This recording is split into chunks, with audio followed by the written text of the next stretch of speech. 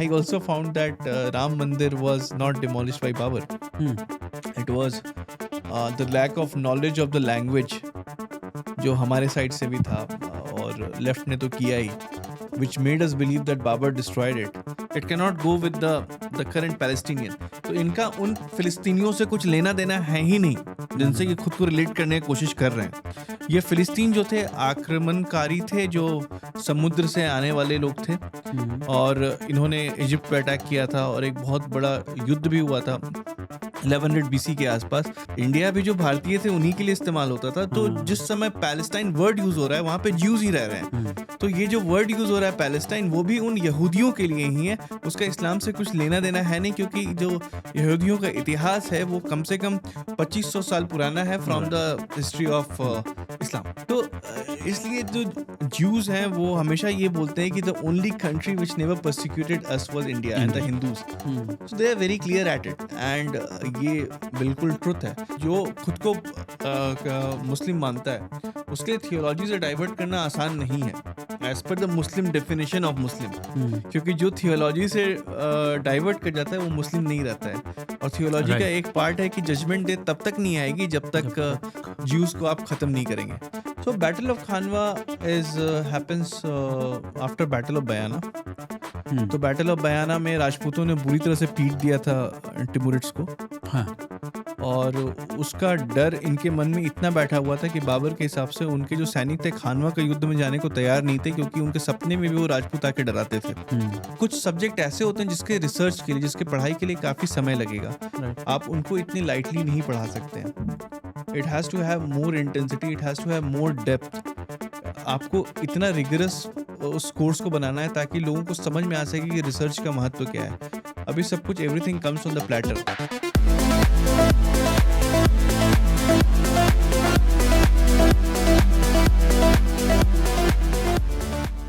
नमस्कार, आप देख रहे हैं आज की ताज़ा खबर का पॉडकास्ट चैनल. और आज मैं एक ऐसे व्यक्तित्व के साथ आपकी वार्तालाप कराने वाला हूं इस पॉडकास्ट के अंदर, जो वैसे पेशे से आर्किटेक्ट, राइट? यस. आभास मल्लिहार मेरे साथ बैठे हुए हैं, मेरे पुराने मित्र हैं. और आज एक्चुअली में उनके साथ मैं जो बात करने वाला हूँ वो एक आर्किटेक्ट के तौर पर नहीं करने वाला हूँ, एक ऑथर के तौर पर करने वाला हूँ. क्योंकि ये भाई साहब जो हैं पिछले कुछ सालों में 3 पुस्तकें लिख चुके हैं. जब इनकी पहली पुस्तक आई थी बाबर, राइट? बाबर उसका पूरा नाम जो था, बाबर का फर्स्ट एपिसोड था वो, राइट? तो उस पुस्तक के साथ हमने आपकी जो थी वो वार्ता कराई थी. और अब जो दूसरी पुस्तक आ रही है इनकी, बाबर के ही ऊपर इन्होंने दूसरी पुस्तक लिखी है, Babur the quest for Hindustan. ये बाबर के इंडियन डेज के बारे में होगी, राइट? यस. तो ये बुक है Babur the quest for Hindustan. और जो दूसरी बुक इनकी आ रही है वो आ रही है हिटलर के ऊपर, हिटलर द प्रोक्लेम्ड मसीहा ऑफ द पैलेस्टीनियन कॉज. ये देख सकते हैं आप बुक. इन बुक्स के जो लिंक हैं वो मैं आपको डिस्क्रिप्शन में दूंगा और इन बुक्स के बारे में बात करूंगा जो आभास भाई हैं उनके साथ. सो आभास भाई, first of all welcome to our show. और कैसा रहा आपका दिन, मुझे बताइए थोड़ा. मैंने सुना है आज आप 2 बजे से रात को लगे हुए हैं और अब तक आप अपने होटल में चेक इन नहीं कर पाए, right? So such is the destiny, such is the fate, and in fact ये काफ़ी I can say it's not a pain, it's a pleasurous it's a moment of pleasure because बहुत सारे लोगों के साथ मैंने वार्तालाप किया है सुबह से अबाउट द बुक. और इट्स जस्ट अ कोइंसिडेंस कि एक साथ हिटलर और बाबर दोनों रिलीज हुई हैं. एंड डेफिनेटली दोनों अलग अलग पब्लिशर्स की हैं. सो दोनों अलग अलग डायरेक्शन से काम कर रहे थे. इट्स जस्ट हैपेंड कि ये कोइंसिडेंस हो गया कि एक साथ आ गई, राइट? और उस वजह से बुक टूर भी काफ़ी हेक्टिक भी हो गया है. बट कहीं ना कहीं इसमें मज़ा भी आ रहा है बिकॉज ये जर्नी थी पूरी 5 साल की.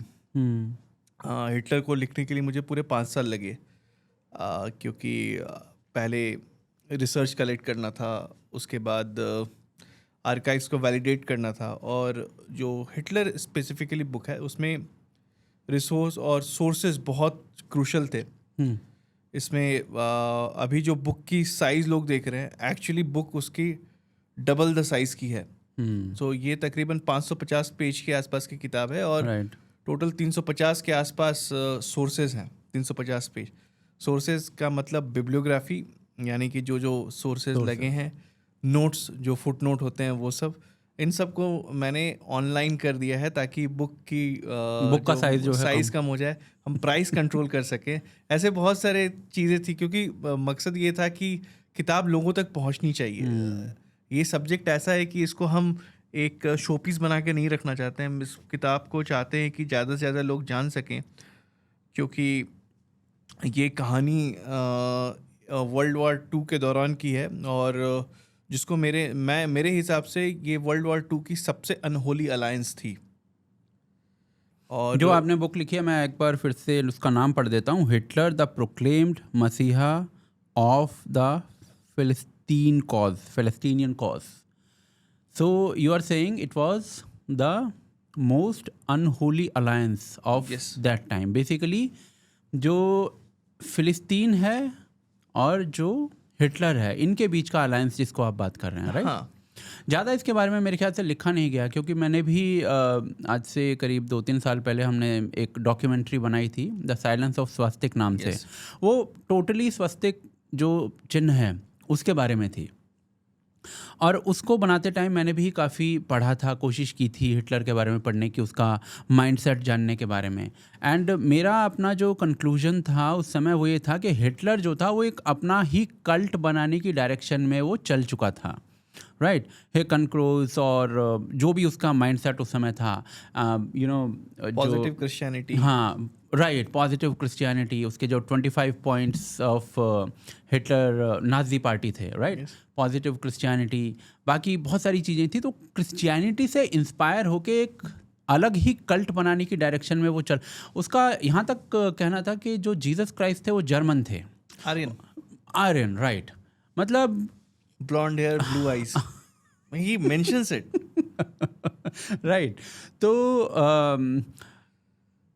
मैं आई थिंक जब उस रिसर्च पे काम कर रहा था तो उसका मेरा जो डायरेक्शन था हिटलर को हर तरफ से जानने का नहीं था। मेरा जानने का मतलब था कि वो स्वास्तिक के बारे में क्या सोच रहा है, वो मेरा इस डायरेक्शन में जानने का मतलब था वहाँ पर। मैं अब एक्चुअली में इस पूरे पॉइंट को मिस कर गया उस पूरी रिसर्च के दौरान जो आपने इसमें की है, कि जो फ़िलिस्तीन का कॉज था और जो हिटलर का था। अब बताया ऐसे जाता है कि 1948 में जैसे इजराइल बना है, उससे पहले ये एरिया जो था फ़िलिस्तीन का ही था। और आप थोड़ा बताइए इसके बारे में कि ये जो जिसे आप अनहोली अलायंस कह रहे हैं वो किस तरीके से अनहोली था और उसमें हो क्या रहा था? सो अनहोली कहने का मतलब ये है कि ये बिल्कुल ही एक ऐसे डायरेक्शन में एक ऐसी अलायंस बनी जो फाउंटेन हेड है for the creation of Muslim Brotherhood. Muslim Brotherhood fountain head है for the creation of Al Qaeda. Al Qaeda is a fountain head for the creation of ISIS. Al Qaeda is the fountain head for the creation of Boko Haram. Muslim Brotherhood और Hamas equivalent हैं, क्योंकि Hamas was the Palestinian branch of Muslim Brotherhood. So अगर ये alliance नहीं होता तो ये सारे ऑर्गेनाइजेशंस नहीं होते। और इसका मतलब ये है कि जो इस्लामिक टेररिज्म इतना सोफिस्टिकेटेड हो चुका है, शायद ये इतना सोफिस्टिकेटेड नहीं होता और ये एक फ्रिंज की तरह ही जी रहा होता और उससे इतनी परेशानी पूरे विश्व को नहीं होती। और जब ये अलायंस हुआ था, और ये अलायंस ऑफ कन्वीनियंस नहीं था, ये अलायंस ऐसा था जहाँ पे हिटलर को मसीहा की तरह माना जा रहा था। By because by these people, by the Arabs. और जैसे आपने ये पॉइंट रेज किया कि 1948 में इजराइल का क्रिएशन होता है और उसके पहले ये फ़िलिस्तीन था। तो यस, एक पैलेस्टाइन बोल करके जगह एग्जिस्ट करता था फॉर श्योर, लेकिन पैलेस्टाइन का एटिमोलॉजी या मतलब या अर्थ ये है पीपल ऑफ इजराइल। नहीं, जितना मुझे पता है इसके बारे में, that Israel existed Yes, it does. right, It way does. before It to thousands of years. it comes from 1100 BC के आसपास सबसे पहले जो इंस्क्रिप्शन में इजराइल शब्द को पाया जाता है। ये इतना पुराना है, मतलब आज से 3000 साल पहले कम से कम, right. ये शब्द का इस्तेमाल हुआ है इजराइल का। लेकिन 1948 के कंटेक्स्ट में बात कर रहा हूँ, उससे पहले जब पैलेस्टाइन एग्जिस्ट भी करता था एज अ वर्ड, पैलेस्टाइन का सिनोनिम ही है people of Israel. People of Israel. So Palestine कभी इनका हो नहीं सकता। अब इसके लिए वो रिलेशन क्या देते हैं, इसको फिलिस्तीन से रिलेट करने की कोशिश करते हैं। फिलिस्तीन जो थे, फिलिस्तीन को समुद्री लोगों की तरह माना जाता था, जो समुद्र से आते थे। और इंटरेस्टिंगली जो फिलिस्तीन थे वो उनमें सरकमसीजन का प्रोसेस नहीं होता था। अच्छा।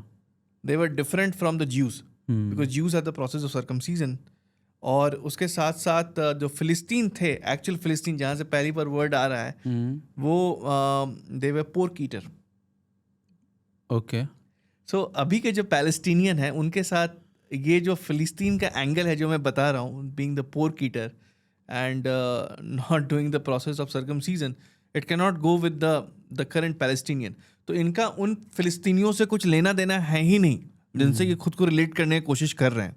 ये फिलिस्तीन जो थे आक्रमणकारी थे, जो समुद्र से आने वाले लोग थे, और इन्होंने इजिप्ट पर अटैक किया था और एक बहुत बड़ा युद्ध भी हुआ था 1100 BC के आसपास, जहाँ पे फराहो ने इज़राइल का जिक्र किया था, जो सबसे पुराना इंस्क्रिप्शन आता है। और इज़राइल डेफिनेटली एग्जिस्ट करता था, और बहुत पहले किंगडम ऑफ इज़राइल था, किंगडम ऑफ जूडा था, और किंगडम ऑफ जूडा और इज़राइल ही जा कर के जूडा के अंदर जेरूसलम आता है, जेरूसलम एग्जिस्ट देयर, और जेरूसलम पे ही सेकंड टेम्पल बिल्ड हुई थी, जो कि पर्शिया के temple of Solomon. Yes, temple of Solomon पहला आ रहा है। उसके बाद फिर जो टेम्पल, सेकंड टेम्पल जो हमारा बना है वो साइरस ने कंप्लीट किया था, Cyrus the great of Persia. उन्होंने ये टेम्पल को कंप्लीट किया, और उसी टेम्पल के साइट पे आज डोम ऑफ रॉक एग्जिस्ट करता है। अच्छा। जहाँ से ऐसा मानते हैं कि prophet Mohammed flew on the Buraq, the winged horse slash donkey, we don't know what that creature was, और वहाँ से ही वो 5 प्रेयर का कॉन्सेप्ट लेकर के आते हैं। So that site is very important to the Muslims, but it is built on the site जो कि सबसे इम्पॉर्टेंट था ज्यूज़ के लिए, ज्यूज़ के लिए। तो इज़राइल पहले से एग्जिस्ट कर रहा है। ये बेकार की बातें हैं कि ये और ये जब पैलेस्टाइन की बात कर रही है, पैलेस्टाइन नहीं बोल रहे हैं, उनका कहने का मतलब ये है अरब्स। क्योंकि जैसे गोल्डा मेयर ने एक बात क्लियर की थी, जब उनसे पूछा गया था कि आप ये कहना चाहते हो कि पैलेस्टाइन एग्जिस्ट नहीं करता है, उन्होंने बोला कि I proudly held the Palestinian passport, but there was no such concept called Palestinian Arab. And I think the first time the use of the word Palestine came when that Roman Titus. Yes, उसके आसपास की ही बात है, और Greeks ने actually सबसे पहले use कर लिया था, और उसका मतलब ये था कि वो यहाँ की जो अब जैसे फॉरेन आइज में भारत को इंडिया बुलाते थे, लेकिन भारत के लोग इसको भारत ही बोलते हैं, north south east west. Right. तो इसका मतलब ये नहीं हो गया कि India is for different kind of people. Right. India भी जो भारतीय थे उन्हीं के लिए इस्तेमाल होता था। तो जिस समय पैलेस्टाइन वर्ड यूज हो रहा है, वहाँ पे ज्यूज ही रह रहे हैं। तो ये जो वर्ड यूज हो रहा है पैलेस्टाइन, वो भी उन यहूदियों के लिए ही है, उसका इस्लाम से कुछ लेना देना है नहीं, क्योंकि जो यहूदियों का इतिहास है वो कम से कम 2500 साल पुराना है from the history of Islam. ठीक है, हम इस पे आते हैं जो आपने स्टार्ट किया था, मुस्लिम ब्रदरहुड। मैं एक्चुअली चाहूँगा कि आप थोड़ा इसके बारे में बताएं, बिकॉज यू सेड ना मुस्लिम ब्रदरहुड की वजह से हम अलकायदा और आईसिस और वहाँ तक पहुँचा है मामला, राइट? yes. मुस्लिम ब्रदरहुड का फॉर्मेशन और उसका हिटलर से क्या लिंक है फिर? सो अल बन्ना ने फॉर्म किया था Muslim Brotherhood. In which year? It's comes in 1930s के आसपास, 20 30s के आसपास इसका क्रिएशन हो रहा है। एंड उसकी इंस्पिरेशन नाजिज़म नहीं थी, लेकिन उसने बाद में बहुत सारी चीज़ ड्रॉ किए नाजिज़म से, क्योंकि Nazism comes to become popular from 1933 when the third Reich comes to the power, और उस समय से। लेकिन जो आइडियाज़ थे नाजिज़म के और फासिज़म के, वो सेट किए गए थे कि एक कॉमन यूनिफॉर्म होगा, देयर विल बी अ पे method in which you will do the parade, एक तरह से आप सल्यूट करेंगे, ये सब मेथड्स थे. उन सारे मेथड्स को द स्काउट का जो मेथड्स था वो अडॉप्ट कर रहा था Muslim Brotherhood in the styling, in the sense how they present themselves. और एक बात जो कॉमन थी मुस्लिम ब्रदरहुड में जो नाजिज़म से मैच करती थी, वो थी for hatred for the Jews, यहूदियों के लिए नफ़रत. और यहूदियों के लिए नफ़रत और total solution for the life. जैसे मैंने प्रोलॉग में एक बात का जिक्र किया कि एक बार मैंने एक पॉडकास्ट में सुना कि इस्लाम को किसी ने बोला कि टोटलिटेरियन है because it has got total solution for everything. तो जिस भी पद्धति के लिए आपके लाइफ में टोटल सॉल्यूशन है वो टोटलिटेरियन हो जाती है. जैसे एक डिक्टेटर क्या करता है आपके जीवन में, वो हर चीज़ में इंटरफेयर करता है. Right. आप क्या खाएंगे, आप क्या पहनेंगे, आप किस तरह से आपकी पॉलिटिक्स होगी, किस तरह से आप. So Islam gives complete prescription like that. और जो नाजिज़म भी था आपके लिए कंप्लीट प्रिस्क्रिप्शन देता था, आप कैसे शादी करेंगे, आप क्या करेंगे, हर तरह के सॉल्यूशन है नाजिज़म के पास. और कॉमन हेट्रेड फॉर ज्यू के वजह से मुस्लिम ब्रदरहुड के लिए बहुत बड़ा इंस्पिरेशन बन गया था नाजिज़म. और इनफैक्ट अल बन्ना ने ही ट्रांसलेट करवाया था मेन काम्फ को अरबिक लैंग्वेज में, जो कि फाउंडर है मुस्लिम ब्रदरहुड का. और मुस्लिम ब्रदरहुड को ही आगे जा कर के एक आइडिया आगे आती है जिसको हम कुतुबिज़म बुलाते हैं. सैयद कुतुब बोल करके एक मुस्लिम फ़िलासफ़र थे, extremist, if I have to put it this way. और उन्होंने ऐसे डॉक्ट्रिन्स लिखे which became the playbook for Al Qaeda. तो अलकायदा क्यों यहूदियों से नफरत करता है, क्यों क्रिश्चियन से नफरत करता है, it's because of Muslim Brotherhood. और मुस्लिम ब्रदरहुड के आइडियाज़ को नुआंस बनाया था सैयद कुतुब ने. और just for the interest the viewer I must say Sayyid Qutb was highly influenced by Barelvi movement. It goes back to the Deoband. Talibanis are inspired by Devbandis. Yes. And this Muslim Brotherhood was inspired by Deoband. Barelvis. Barelvis and Deoband both. अरे बाप रे, मतलब पूरी दुनिया में हमने कट्टरवाद फैलाया है क्या हमारे देश के. ओह माय गॉड, ये तो मुझे एक नई चीज़ पता चली है. And I will surely go through this. मैं इसको डिटेल में जाके पढ़ना चाहूँगा बिकॉज देवबंदी वाला मुझे पता था कि तालिबानी जो हैं वो देवबंदी हैं भाई. हमने दुनिया को सबसे, हमने क्या मतलब अब जिन्होंने दिया है वो दिया है. सो ये काफ़ी इंटरेस्टिंग आप बता रहे हो कि जैसे 1930s में आप बता रहे हो मुस्लिम ब्रदरहुड 1930 से आ चुका है. हाँ, नाम की ये संस्था बनती है. और इसकी वजह से ये जो सारा कट्टरवाद, सारे फ्रैक्शंस आने शुरू हो जाते हैं. इजिप्ट में होता है. बट ये बनी क्यों है, इसका जो रीज़न है वो कुछ जो जूस के आलियास चल रहे थे 1880s से, है ना, 1880s से आई थिंक. यस, फर्स्ट 1901 तक शायद फर्स्ट आलिया चला है. हाँ, फिर 1905 के बाद दूसरा होता है एंड वो चलता रहता है. हाँ, तो ये इस वजह से था कि वहाँ पर पलायन चल रहा था. वहाँ पर infiltration is may be not the right word, but वहाँ पर जो है जो जूस की पॉपुलेशन थी वो बढ़ती जा रही थी.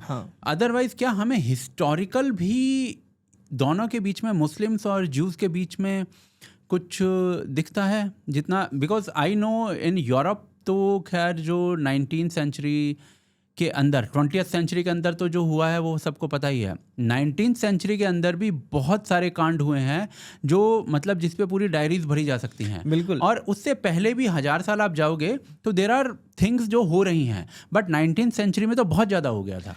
तो इससे आपको आज लोग बोलते हैं कि Jainism is a threat. Jainism को थ्रेट बुलाते हैं, बट जैनिज़्म की शुरुआत इसलिए हुई थी क्योंकि उन्होंने ये ऑब्जर्व किया कि ज्यूज़ जहाँ पे भी जाते हैं उनका परसिक्यूशन होता है. और अगर हमारा खुद का स्टेट होगा तो हमारे परसिक्यूशन नहीं होगी क्योंकि हमारी आर्मी रहेगी, हमारा सब कुछ रहेगा.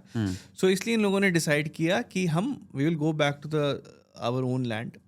Darshil Harzi and the founders. Yes. So और ये रिलीजियस मूवमेंट नहीं था. हाँ, ये शुरू में तो बिल्कुल भी रिलीजियस नहीं था. ये सिर्फ आइडिया था. It was a very nationalistic idea, Jewish nationalism जिसको आप बुला सकते हैं, कि हमको एक ज्यूइश होमलैंड चाहिए ताकि हम प्रोटेक्टेड रहें. और ये कंक्लूजन तक वो इसलिए पहुंचे थे कि ये परसिक्यूशन का जो सिलसिला है right from the birth of Christianity, और उससे पहले भी पेगन्स भी परसिक्यूट किए ज्यूज को. It's not that they have not been persecuted. Oh my God. Yes, they have been persecuted by the pagans too. और पेगन्स और हिंदूज में मैं थोड़ा डिस्टिंक्शन हमेशा बना करके इसलिए चलता हूँ क्योंकि पेगन जो वर्ड यूज़ किया जाता था वॉज फॉर द पीपल जिनके पास ऑर्गेनाइज रिलीजियस सिस्टम नहीं है. और हिंदुइज्म इज डाइवर्स लेकिन ऑर्गेनाइज्ड है. इसमें ऑर्गेनाइज सेक्ट एग्जिस्ट करते थे. इट वाज नॉट ऐसा स्कैटर्ड नहीं है कि कुछ फिलॉसफी नहीं है कि जिसको भी मन किया. इवन व्हेन जब हम किसी भी मूर्ति की भी उपासना करते हैं विग्रह बना करके उसमें प्राण प्रतिष्ठा करते, this a due process. It's not so disorganize. So I see that distinction. But उसके बावजूद this will be truthful to say that even pagans persecuted too not that extent, but persecution चल रहा था. क्रिश्चियंस ने persecute किया, जोरास्ट्रियंस ने persecute किया, मैकेडोनियंस भी आए थे शायद. Yes, sir, yes, आई yes. थिंक पर्शियंस ने फिर मैकेडोनियंस को हराया था. एंड पर्शियंस ने आई थिंक नहीं किया उनका उतना persecution, नहीं किया है ना? लेकिन किया. है. अच्छा. सो इसलिए जो ज्यूज हैं वो हमेशा ये बोलते हैं कि the only country which never persecuted us was India and the Hindus. So they are very clear at it and ये बिल्कुल ट्रुथ है. सो इनका कंटिन्यूअस परसिक्यूशन चलता रहा. तो उस परसिक्यूशन को अवॉइड करने के लिए इनके लिए ये बहुत महत्वपूर्ण था कि ये अपना खुद का राष्ट्र बनाए, राज्य बनाए. और इसलिए जायनिज्म उभर करके आता है और वो क्वेश्चन चलता रहा. और कुछ समय के बाद यूएसए ने उनके लिए डोर बंद कर दिया. They were unable to go in USA. लेकिन रशियन रेवोल्यूशन के फेलियर के बाद परसिक्यूशन बढ़ गया है ज्यूज का रशिया में. जार के एरा में भी परसिक्यूशन होता रह रहा था. It was continuously happening. और ये जार के एरा में ही सबसे पहले एक सबसे बड़ी प्रोपेगेंडा मटेरियल आई थी जिसको हम बुलाते हैं the protocols of the elders of the जायन. एक प्रोपेगेंडा मटेरियल थी जो कि एक प्लेजराइज टेक्स्ट थी. और व्यूअर्स उसके बारे में सर्च कर सकते हैं. उसके ऊपर विकीपीडिया पेजेस भी मिल जाएंगे. उसके ऊपर बहुत सारे आर्टिकल्स भी लिखे गए हैं कि कैसे वो एक बहुत बड़ी फेकरी थी. वहाँ पे उन्होंने एक प्ले को यूज़ किया, एक रशियन प्ले था. यहाँ पे the villain was replaced as a Jew. और दे सेड दैट ये सारे जो शब्द हैं वो ज्यू के हैं. ज्यू ही बोल रहे हैं कि हम ऐसे विश्व के साथ करने वाले हैं. विश्व में जैसे आप ये सुनते हो कि ज्यू ही पूरी दुनिया में सारे बुराई के लिए ज्यूज रिस्पॉन्सिबल हैं. सब कुछ उन्होंने ही किया है. लेकिन ये उस डॉक्यूमेंट से आता है जो ज़ारिस्ट रशिया ने क्रिएट किया था, जिसको बाद में नाजीज़ ने यूज़ किया. उसको बाद में इनफैक्ट अरब्स ने यूज़ किया. That was the propaganda material जो आज इंडिया में भी पॉपुलर है. अच्छा, ओके. तो अभी आप बता रहे हो कि कम्युनिस्ट जब आए हैं रशिया के अंदर तो उन्होंने इनका जो परसिक्यूशन है वो ज़्यादा कर दिया था. शुरू चल रहा था, बाद में वो कम होता गया. Like Stalin adapted a policy. जब बाद में स्टालिन आता है कि वो लोग अपने एंटी ज्यूइश पॉलिसी को इतना स्ट्रांगली दिखाते नहीं थे. अच्छा. लेकिन बट देवर अब आपको ये सुनने में आता होगा कि ज्यूज वेयर कम्युनिस्ट और सोशलिज्म वगैरह सब उनके साथ चलता था. लेकिन ऐसा नहीं है. इट जस्ट सो हैपेंस कि बहुत सारे जो ज्यू थे वो सोशलिस्ट आइडियाज में बिलीव करते थे. इसका मतलब ये नहीं कि वो सारे के सारे कम्युनिस्ट थे या फिर वो कम्युनिस्ट के अलाइज थे. तो ये हम वहाँ पर थे मुस्लिम ब्रदरहुड पे. ये हिटलर से किस तरीके से इंस्पायर हो रहा था और हिटलर से क्या कनेक्शन था, ये सारा मुझे थोड़ा सा समझाओ. ये it's about the enmity with the Jews. वो एक बहुत इंपॉर्टेंट फैक्टर था जो कि शुरू, देखिए जो हिटलर की एनिमिटी थी वो समझ में आती है. मेरा एक और क्वेश्चन बीच में रह गया था. उसमें ये था कि जैसे हम मुस्लिम्स की बात कर रहे हैं, अरब्स की बात कर रहे हैं. अरब्स ने ये मुस्लिम ब्रदरहुड की जो संस्था है ये 1930s में बनाई. उससे पहले जो आलियास थे वो चल रहे थे, पलायन चल रहा था ज्यूज़ का.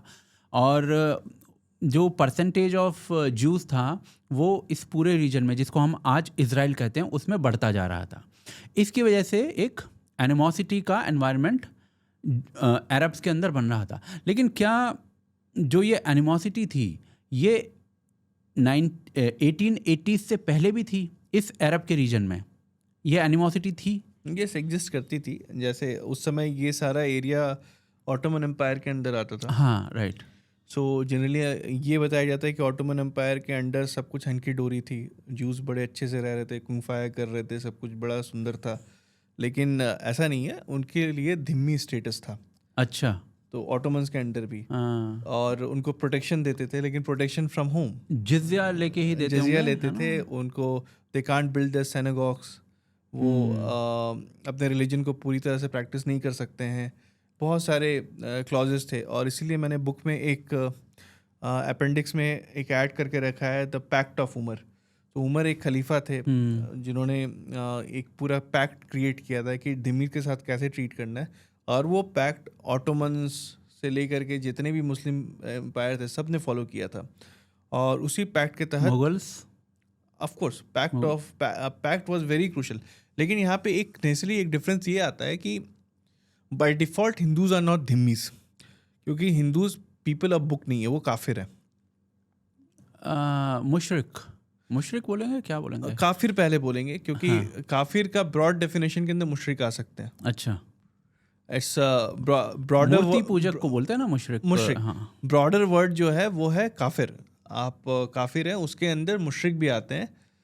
काफिर के अंदर होमोसेक्सुअल्स भी आएंगे, काफिर के अंदर it's a broad category. I know. So ये एक जो ज्यूज थे वो धिम्मी थे, और धिम्मी थे पीपल ऑफ बुक, जिनके पास किताब है, मैन ऑफ द बुक। तो इसलिए क्रिश्चियंस भी धिम्मी है, दे हैव टू पे द जजिया। और इसीलिए खिलजी ने एक बार बहुत बड़ी डिबेट की थी एक इस्लामिक स्कॉलर से कि हमको जजिया लेना चाहिए कि नहीं चाहिए, क्योंकि उस पॉइंट ऑफ व्यू ये था कि किसने किया? खिलजी ने? खिलजी में 13th सेंचुरी खिलजी ने डिबेट किसके साथ किया? एक मुस्लिम स्कॉलर्स ऑफ दैट एरा। हाँ, प्लीज कंटिन्यू। तो ये डिबेट था कि जजिया लेना चाहिए कि नहीं लेना चाहिए, क्योंकि एक पॉइंट ऑफ व्यू ये था कि जजिया लेने से तो इस्लामिक रूल में वेल्थ ऐड होगा, कहीं ना कहीं तुम कन्वर्शन को इनकरेज करोगे। जो इस्लामिक स्कॉलर का पॉइंट ये था कि जजिया अगर आप इम्पोज करते हो तो उससे कन्वर्शन कम हो जाएंगे, क्योंकि people will be ready to, so तुम्हारे पर्पस। सो कई बार ये सब पॉइंट उठता है कि ये राजा अगर जजिया नहीं रखता था, तो ये सब उसके बहुत सारे अंडर पिनिंग्स हैं जो कि इस्लामिक थियोलॉजी से आते हैं कि जजिया नहीं लेना है तो क्यों नहीं लेना है। जैसे क्रिश्चियन सेक्युलरिज्म की अगर हम बात करें, secularism is a Christian concept, लेकिन वहाँ पे भी जब सेक्युलरिज्म आती है तो वो इसलिए नहीं इंटरफेयर करते हैं दूसरों के रिलीजन में, क्योंकि ये कॉन्सेप्ट ये है कि God will take care of them, we are nobody to punish the people because we can not do the job of the God. तो if you are not pursuing Christianity, तो वो भगवान ध्यान रख लेगा, God will take care of you, इसलिए we will, which is okay, which is somehow आप बस ध्यान मत रखिए, ऊपर वाला रखेगा। हाँ, so now coming to the इस्लाम, यहाँ पे ज्यूज वेर ऑलवेज धिम्मी, ज्यूज का धिम्मी स्टेटस था, और ये कंटिन्यू होता गया थ्रू आउट, जितना भी जो 1200-1300 साल 1400 साल का जो भी ये रहा है, दे हैव ऑलवेज बिन धिम्मी। और आज भी अगर पैलेस्टाइन को पावर मिल जाए या फिर गाजन्स पावर में आ जाए तो धिम्मी ही बन जाएंगे, तो ये ज्यूज हमेशा धिम्मी रहेंगे। और इसलिए ज्यूज या इजराइल कभी वेपन छोड़ नहीं सकता, क्योंकि ये जो बैटल है उसका, this battle is for the survival, this battle is definitely for survival. बिल्कुल, क्योंकि जो पैलेस्टाइन का है, from river to sea Palestine will be free, उसका सब टेक्स्ट है free from home, free from the Jews. और फ्री फ्रॉम द ज्यूज का मतलब है annihilation of the Jews. Right. और मुस्लिम ब्रदरहुड का ये पर्पस बहुत कैटेगरिकल था, जो कि थियोलॉजी से आ रहा है, और किसी भी जो खुद को मुस्लिम मानता है उसके थियोलॉजी से डाइवर्ट करना आसान नहीं है as per the Muslim definition of Muslim, क्योंकि जो थियोलॉजी से डाइवर्ट कर जाता है वो मुस्लिम नहीं रहता है। और थियोलॉजी का एक पार्ट है कि जजमेंट डे तब तक नहीं आएगी जब तक ज्यूज को आप खत्म नहीं करेंगे। ज्यूज को या सारे काफिरों ज्यूज को पर्टिकुलरली जजमेंट डे को लेकर के ये है। और वो ये बोलते हैं कि वो दिन ऐसा होगा कि पत्थर के पीछे भी अगर ज्यूज छुपा रहेगा तो पत्थर चिल्ला के बोलेगा कि यहाँ पे यहूदी आके मारो। किसने लिखा है भाई ये सब? चलिए, मैं इसमें ये पूछना चाहता हूँ आपसे, अब ये आपने इसमें चैप्टर नंबर 6 है, Hitler's most loved ally, the grand Mufti of Jerusalem. अब ये देखिए, ये जहाँ तक हमारा दिमाग बोलता है कि हिटलर, जितना मैंने उसको पढ़ा था उसके अनुसार हिटलर जो भी काम कर रहा था ज्यूज़ के अगेंस्ट, वो आई थिंक उसने थोड़ा बहुत सारी जो चीज़ें हैं वो 1933 से ही करनी चालू कर दी थी। एंड 1930 जब सेकेंड वर्ल्ड वॉर शुरू हो चुका है उसके बाद तो उसने मतलब सारी हदें पार कर दी थी। उसने एक पूरी इंडस्ट्री बना दी थी ज्यूज़ को बर्बाद करने की।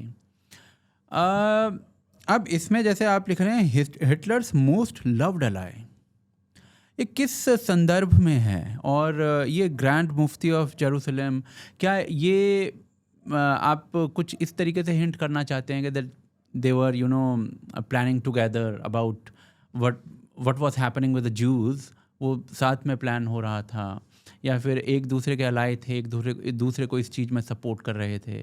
मैं थोड़ा सा समझना चाहूँगा इस बारे में। सो वो अलाई तो श्योरली थे, बिकॉज उनका एक कॉमन एनिमी था ज्यूज, और जो नाजीज का एक पॉलिसी था extermination of Jews which was very clear. वो चाहता था कि जर्मनी ज्यू फ्री हो, ज्यूज फ्री। और जो अरब्स का जो आइडियोलॉजी था that was also the world without the Jews, they are very clear at it with it. तो जब ये दो आइडियोलॉजीज आपस में मिले, उसको सबसे ज़्यादा किसी ने अगर पावर दिया था वो था ग्रैंड मुफ्ती ऑफ जेरूसलम। और इंटरेस्टिंगली जब उसको ग्रैंड मुफ्ती बनाया गया, उसको ग्रैंड मुफ्ती बनाने के पीछे भी जिस इंसान का हाथ है, he is a Jewish born in UK, ज्यू बॉर्न इन यूके। सो इसको पहले मुफ्ती बनाया गया, क्योंकि उस समय जो ब्रिटिशर्स भी थे वो भी इनको अपीज करने की कोशिश कर रहे थे, क्योंकि जब फॉल ऑफ अरब्स को शुरू में, तो जब फॉल ऑफ ऑटोमन होता है तो पहले वो अरब्स के पीछे पड़ते हैं कि they have to keep them as an ally, and just उसके बाद फिर हालात बदलने लगे तो चीज़ें बदली, और मुफ्ती को भी सीट पे बिठाया था ब्रिटिशर्स ने। उन्होंने सोचा एक लिबरल मुसलमान है, और बहुत सारे मुसलमानों ने इसको अपोज किया था। उनका ये बोलना था कि ग्रैंड मुफ्ती को इस्लाम का नॉलेज नहीं है, एंड राइटफुली सो, उसकी इस्लाम में पढ़ाई पूरी नहीं हुई थी। He was least educated in Islam and he was not fit to become mufti. मुफ्ती नहीं, उसको ग्रैंड मुफ्ती ऑफ जेरूसलम एक नया पोजीशन बना दिया है ब्रिटिशर्स ने, और ये पोजीशन देने वाला एक ज्यू थे जिन्होंने ये पोजीशन दिया था उसको। और क्या सोचते हुए? ये सोचते हुए कि he is a liberal Muslim, he will create a bridge between the Jews and, ताकि हमारा जो माइग्रेशन है वो सक्सेसफुली हो सके, ये सारे आइडियाज़ थे। एंड लेकिन जब माइग्रेशन बढ़ने लगा और बेल्फर डिक्लेरेशन आ चुका था, तो बेल्फर डिक्लेरेशन के मुफ्ती के आने से पहले बेल्फर डिक्लेरेशन हो चुका है, और 1920s के आसपास 17 में बेल्फर डिक्लेरेशन आया है। और बेल्फर डिक्लेरेशन के बाद जब उसका एनिवर्सरी मनाई जा रही है तो एक राइट्स भड़कता है, उस राइट्स को इग्नाइट करने में मुफ्ती ने अपना पूरा कंट्रीब्यूशन दिया, और उसके बाद कंटिन्यूसली राइट्स होते गए। और उस राइट्स में हमेशा ये पर्पस रहता था कि ज्यूज़ को कैसे नीचे दिखाया जाए, कैसे उनको मारा जाए, उनके सर फोड़ दिए जाते थे पत्थर के मार मार के, बच्चों के, इस तरह के एक्ट होते थे। ऐसे स्ट्रीट्स पे नारे लगाए जाते थे, Jews are our dogs and we are the masters. और इस समय तक ज्यूज़ ने वेपन्स नहीं उठाया है, ये बड़े शांत लोग हैं, बिकॉज वो जस्ट परसिक्यूशन से बचने के लिए वहाँ पे आ रहे हैं, और यहाँ पे ही परसिक्यूशन का दौर शुरू हो चुका है। लेकिन जब हिटलर पावर में आता है तो mufti writes a letter of praise to him. बहुत सारे दूसरे भी अरब लीडर्स हैं जो हिटलर के प्रेज में लिखते हैं। ऐसा कहा जाता है कि in heaven we have Allah, in the earth we, on the earth we have Hitler. और अच्छा, हाँ, और यहाँ तक बोला जाता है कि हमसे आप क्यों लड़ाई लेना चाह रहे हैं, क्योंकि हमारे साथ हिटलर है। सो हिटलर के साथ आप क्यों लड़ाई लड़ रहे हैं। और in fact they went to this, आज शायद फ्रांस पैलेस्टीनियन स्टेट की बात कर रहा है, उसके सपोर्ट में फ्रांस खड़ा हो गया है, लेकिन ये वो पैलेस्टीनियन ही थे जिन्होंने बोला है कि you French should be in your limits, you follow the religion of the dogs. This is what this Palestinians said to the French. ऐसा बोला था उन्होंने उस टाइम पर। हाँ, मतलब they were abusing Christianity directly. और it was all in the heat of the moment, because it was the war against France, it was the war of them against the British. So जो मन में आता था वो बोलते थे, उस तरह की नारेबाजी लगाई जाती थी। और वर्ल्ड वॉर के समय तक मुफ्ती बहुत ही क्लोज अलाई हो चुका है हिटलर का, और हिटलर से भी 2 कदम बढ़ के था मुफ्ती। अच्छा। क्योंकि of course he was one of the main reason जिसके वजह से हॉलोकास्ट हुई। नेतन्याहू ने 2015 में ये बात करी थी कि एक पैलेस्टीनियन अरब ने हॉलोकास्ट इंसाइट किया था, और शायद हिटलर सिर्फ लोगों को भगा के छोड़ना चाहता था, वो उनको मारना नहीं चाहता था, उसका ऐसा नेतन्याहू ने बोला था। लेकिन इसमें भी ट्रुथ भी है, लाई भी है, मिक्स पॉइंट ऑफ व्यू है। लेकिन ये बात बिल्कुल सच है कि ग्रैंड मुफ्ती जो कि एक पैलेस्टीनियन था, ही वाज अ मेन फोर्स और इंस्टिगेटर बिहाइंड द होलोकॉस्ट। और इसके स्ट्रॉन्ग एविडेंसेस भी हैं। बुक्स में मैंने 3 एफिडेविट प्रेजेंट किए हैं जो कि नाजी सोल्जर्स ने दिया था, बताया था कि कैसे ग्रैंड मुफ्ती हमेशा आइकमैन और हिमलर से मिल करके बातें करता है, and how he is the man जो सारे आइडिया दे रहा है कैसे। और इसका एक और एविडेंस मिलता है कि जब जर्मन्स बुरी तरह से पिट रहे हैं तो उनके एयरफोर्स को बार बार इंस्टिगेट कर रहा है मुफ्ती टू बॉम्ब टेल अवीव, लेकिन जो जर्मन एयरफोर्स है वो बार बार मना कर रही है कि हम ये नहीं कर सकते। तो उसमें आपको ये पता चलता है कि नाजीज थोड़े प्रैग्मेटिक हैं, उनको पता चल रहा है कि अभी ये नहीं कर सकते, लेकिन मुफ्ती पूरी तरह से पागल है ज्यूज का एनहाइलेशन के लिए, and he was more of a mad dog compare to Hitler, if I say it this way. और मुझे इस बात की हमेशा ग्लानि रहती है कि हमने नाजीज को वॉर क्रिमिनल डिक्लेयर कर दिया, लेकिन ये जो पैलेस्टीनियन लीडर थे उनको कभी वॉर क्रिमिनल में ना डिक्लेयर किया ना उनका ट्रायल हुआ, और आज हम फ्री पैलेस्टाइन मूवमेंट करके तो विक्टिम बने हुए हैं आज की डेट में। Yes, even you come across any Hollywood star, बड़े बड़े स्टार जो हैं वो इनके झंडे लेकर खड़े हो जाते हैं। अभी मैं एक लड़का है अपने यहाँ हरियाणा से ही है, वो ट्रैवल व्लॉग्स बनाता है और अच्छे बनाता है, तो मैं एट टाइम्स देखता हूँ। वो लंदन पहुँचा अभी, वहाँ पर लंदन में कॉमन आदमी जो है, अभी तो इस समय तो कुछ बॉम्बिंग्स भी नहीं हो रही हैं, वो सब कुछ न्यूज़ में भी नहीं आ रहा है, इज़राइल फ़िलिस्तीन का कुछ है ना। अभी कुछ दिन पहले ही वहाँ पर एयरपोर्ट से उतरा है, वो टैक्सी पकड़ी है, वहाँ बीच में कहीं पर फिर उतरता है किसी रेलवे स्टेशन पे, रेलवे स्टेशन के बाहर free Palestine, burqa clad women, and there are some people of British origin also, वो भी उनके साथ उस धरने पर बैठे हुए हैं।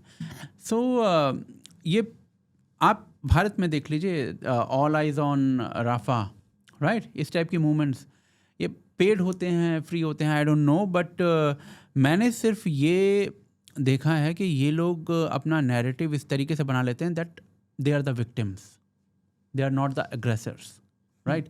जबकि 7 अक्टूबर था, क्या डेट था वो, 7 अक्टूबर को जिस तरीके से हमला हुआ है इज़राइल के ऊपर, उसके बाद क्या रिप्लाई नहीं बनेगा क्या? राइट, ये बहुत इंटरेस्टिंग पॉइंट है, बिकॉज देखिए हमास की आइडियोलॉजी है डेथ कल्ट की आइडियोलॉजी, जहाँ पे वो मरने मारने में बिलीव करते हैं, वो मरने के लिए जी रहे हैं क्योंकि उनके कॉन्सेप्ट में एक पैराडाइज एग्जिस्ट करता है।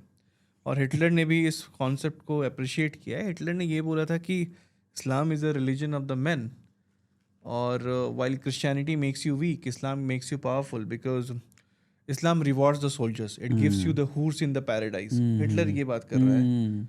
वहाँ पे आपको शराब की नदियाँ मिलेगी, हनी की नदियाँ मिलेगी पैराडाइज में, तो सोल्जर क्यों नहीं लड़ेगा इस्लाम के लिए? हिटलर का ये पॉइंट ऑफ व्यू था।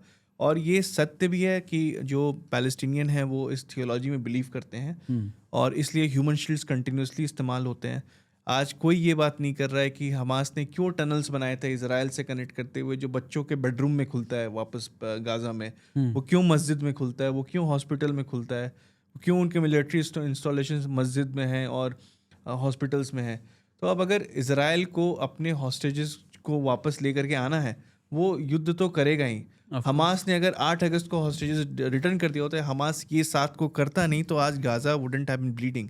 हाँ बिल्कुल, ट्रस्ट मी, मुझे बिल्कुल खुशी नहीं मिलती है देख करके जो गाजा में हो रहा है। शायद हम में से किसी को नहीं मिलता है यार। सब शांति चाहते हैं, सब शांति से रहना चाहते हैं, but if you are doing 7 October, तो उसके बाद 7 अक्टूबर और they are prepared to die, that's the whole problem. जैसे आपके सामने अगर कोई अपने परिवार के लोगों को खड़ा कर दे मारने के लिए, और उससे पहले वो आपके साथ वो कुछ कर चुका है, तो आप क्या करेंगे? सो इजराइल एक ऐसी युद्ध लड़ रहा है जिसमें वो एक डेथ कल्ट के अगेंस्ट खड़ा है, और इस डेथ कल्ट के साथ लड़ने के लिए जब इस तरह के बेवकूफ़ लोग आ जाते हैं जो स्ट्रीट पे खड़े होकर फ्री पैलेस्टाइन करते हैं, तो मेरे हिसाब से तो एक नाजी और उनमें कोई फ़र्क नहीं है। और ये मैं बिल्कुल ऑथोरिटी से कह सकता हूँ, क्योंकि इन आर्काइव जो मैंने 1000 से ज़्यादा आर्काइवल सोर्सेज यूज़ किए हैं इस बुक के लिए, वो इस बात को चीख के कह रहे हैं कि free Palestine movement equal to Nazism, ये पूरा ऑफशूट है नाजिज्म का, और हमको इनको as a war criminal treat करना चाहिए। ओके, सो इसमें एक और इंटरेस्टिंग चैप्टर है, फेसिंग 9 चैप्टर है ये, facing annihilation, Jewish resilience during the summer of 1942। ये जो अभी तक जितनी हमने बात की है उसमें हमने बेसिकली देखा है कि किस तरीके से जो ये इज़राइल जिसको आज हम बोलते हैं वो रीजन, और even in Europe, even Poland, even Austria, Germany, ये जो सारा रीजन है इसके अंदर जूस के ऊपर बहुत अत्याचार हो रहे हैं, अट्रॉसिटीज़ हो रही हैं। अब इसमें रेजिलियंस की बात आ रही है, तो ये आप बेसिकली जो संस्थाएं थी जैसे हागना हो गई या फिर और इस टाइप उनकी बात कर रहे हैं या फिर यस। और जब भी, और इंटरेस्टिंग पॉइंट ये है कि जब मैंने इस बुक के बारे में अनाउंसमेंट वगैरह करना शुरू किया तो जो फ्री पैलेस्टाइन गैंग है मेरे पीछे, ये सब पॉइंट को ही लेकर के आ रहे थे कि ज्यूज़ ने भी, तो आई नो इट, मुझे पता है और इन सब का मैंने जिक्र किया है बुक में। द प्रॉब्लम क्या है ना कि a Hindu with a weapon is a bad Hindu and a Jew with a weapon is a bad Jew. जब तक वो पिट रहा था तुम बड़े खुश थे, ज्यू तो बड़े अच्छे लोग हैं, they are the scholars, Albert Einstein and so on and on, वो यही करते हैं। लेकिन जैसे ज्यू ने हथियार उठा लिया, बोला कि हम ईंट का जवाब पत्थर से देंगे, Jews became the bad people. और ये वो टाइम है, इससे पहले का जो चैप्टर है एनहाइलेशन के पहले का चैप्टर, उसमें ये मैंने दिखाया है कि कैसे उनके ऊपर परसिक्यूशन बहुत हद तक इस लेवल तक बढ़ चुका था, जो बहुत सारे डिटेल्स जो मैं इस बुक में इस रीजन से नहीं डाला हूँ ताकि मैं बुक को सेंसर नहीं करना चाहता था। मैं चाहता था कि हर कोई ये बुक पढ़ सके, पेरेंट्स बच्चों को भी ये बुक पास करे। अभी भी ये book is for the above the age of 15 as it how it has been categorized as, ऐसे ऐसे डिटेल हैं जो शायद कोई पीस में नहीं पढ़ सकता है। तो उसके बाद अगर ज्यूज ने हथियार उठा लिया है अपने सर्वाइवल के लिए तो उसमें क्या बुराई है, उनको उठाना ही था, ऑफ कोर्स उनको उठाना ही था। अगर वो नहीं उठाते तो शायद ज्यूज पूरी तरह से वाइप्ड आउट हो जाते उस समय, क्योंकि वही बचे कुछ ज्यू थे, हर जगह उन्होंने परसिक्यूशन देखा। यहाँ पे भी अगर वो हो जाता तो maybe that would been the end of the chapter for the Jews. And इस रेजिलियंस के बारे में थोड़ा बताइए कि किस तरीके से इन्होंने ये रेजिलियंस दिया है 1942 के बाद। Yes, so it happened with collaboration with the British army, उनके साथ कोलैबोरेट करके बहुत सारे वॉलंटियर्स आगे आने शुरू हुए, और ये सारे वॉलंटियर्स ही थे जो आगे जा कर के जब बैटल ऑफ 1948 भी होता है, सो ये जो फेनोमेनन था 1942 से लेकर के 48 तक का, उसमें इन्होंने अपने आप को इतना सुदृढ़ बना लिया था, इतना मजबूत बना लिया था किसी भी चीज़ से कॉम्बैट करने के लिए, that they became a very powerful force after that. और ये वॉलंटरीली जाते थे, और सारे इनके कुबुस होते थे, गांव होते थे, छोटे छोटे सिविलाइजेशंस, छोटे छोटे कॉलोनीज़ में ये रहते थे। तो वहाँ पे हर कॉलोनीज़ में by the turn they use to protect the villages, कि if something happens that what would happen, and they were volunteering it. Volunteer करने के साथ साथ बहुत लोगों ने खुद को रजिस्टर किया in the British army, they became the part of the British army, वहाँ पे भी ये फाइट करना शुरू किए, and that gradually became the process of making of the Israeli forces. जैसे आज भी Israelis are known for their combat skills, right, क्योंकि everyone is a soldier right in Israel. बिल्कुल बिल्कुल बिल्कुल। और इनफैक्ट यही रीज़न है कि इजराइल आज एग्जिस्ट कर रहा है, नहीं तो अगर इजराइल ने पैसिफिस्ट अप्रोच ले लिया होता तो शायद they would have failed to exist. बड़े इंटरेस्टिंग चैप्टर्स हैं ये।